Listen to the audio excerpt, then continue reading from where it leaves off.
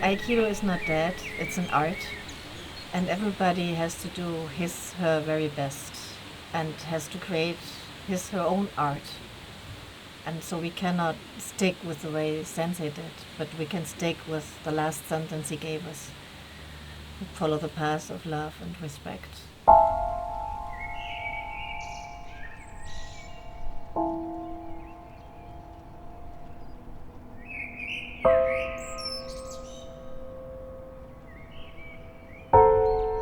Love and respect. After all the words, for all the years he said, there's two things left. That's this.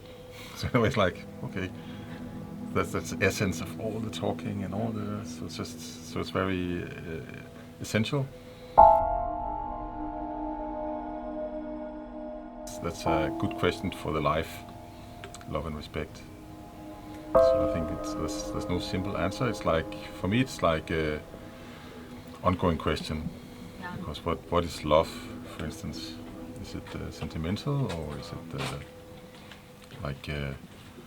or if you care for people, or is it coming from somewhere else? And I think personally, it's for me, it's going deeper inside. When he says love and respect, I think it's very different from what we would normally think of love and respect, because often people find that love is something like sentimental. The Danish philosopher Søren Kierkegaard, he said, love is not a feeling, it's an attitude. And I think Yoshigasaki Sensei would agree with this very much, that love is an attitude, just like respect, where you let things be in their own nature somehow. Like you love a flower by not touching it. This hand here, and it catches him here, and it comes here. So respect means that you respect by being able to see yourself and see the space around you and the space that the other people are in. If you don't see this, you cannot really respect anyone, because you don't have this relationship.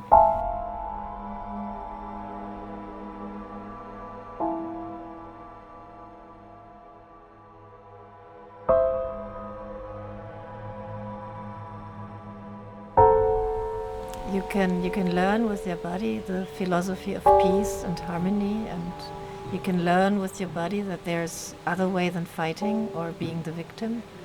So the body understands that there's something else, another way of living together. First, you need to learn to see that you're reacting on instinct.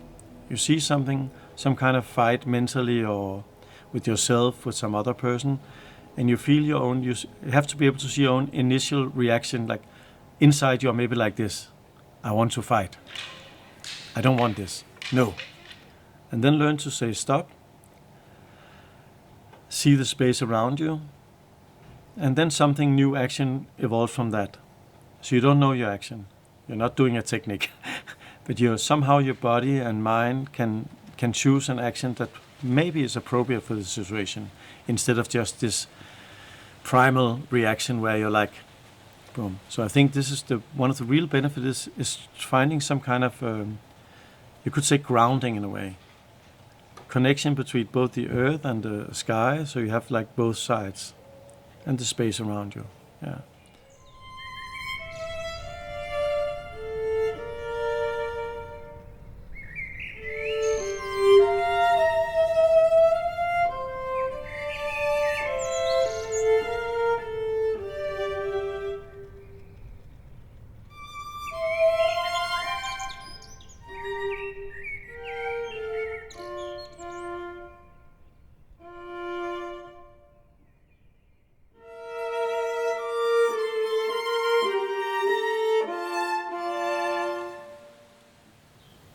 Well, it starts, I think, with self-respect and self-love.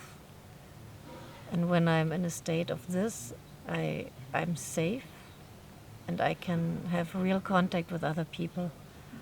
And when I try my best to respect and to love these other people, something new can be created, something new can happen. I mean, even if the technique we did 100 times before, every time we meet, it's new. And when we meet in in the mood and in the attitude of love and respect every time something new is created. And it's slightly different or completely different, but to me this is the basis for a real encounter, for a real meeting of two people and two souls. So when we on the mat move our bodies in this way with a intention of having a good relationship to our own body and good relationship to the other person I'm practicing with and to the space and in a way perceiving those possibilities and seeing harmony and also sometimes laughing a lot and sometimes feeling to struggle a little bit. So in a way it brings us into our body rather than most of us are in the mind thinking. So it comes with a presence and then we interact with other people. And here, do it slow so that you can really use my support. Yeah, like this. Yes, like this. And then you are here, and now you're moving from the wrist. Try to move so you're coming all this way out here. It makes sense. This is so the cutting edge of the knife is out. Don't push down. So out. This way. Does it make sense? If you make a web page, it's not static. You have to develop all the time. The same with this Aikido or music. We're developing all the time how we talk about it, because words in a way is changing also. I think one great thing that came at this seminar that's maybe is a new development is like if you're using the word like we had a punch coming here and you put a hand here. Do you say the word stop or do you say the word support? So using word support changes everything in the technique, because people's body changes with the way their mind think, and when they're not thinking about fighting, if you're thinking about creating a safe space for the person to fall in, you're not pushing them down, you're not throwing them, you're creating a safe space they can move within, and then naturally they fall.